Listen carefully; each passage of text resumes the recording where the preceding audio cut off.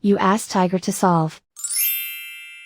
This deals with linear equations with one unknown. The final result is y equals -12. Let's solve it step by step. Group all y terms on the left side of the equation. Add 5y to both sides. Group like terms. Simplify the arithmetic. Group like terms. Simplify the arithmetic. Group all constants on the right side of the equation. Subtract 32 from both sides.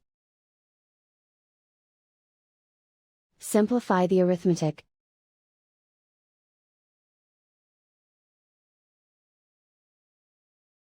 Isolate the y. Divide both sides by -6. Cancel out the negatives. Simplify the fraction. Move the negative sign from the denominator to the numerator.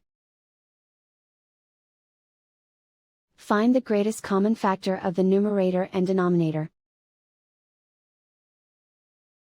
Factor out and cancel the greatest common factor. And so the final result is y equals -12.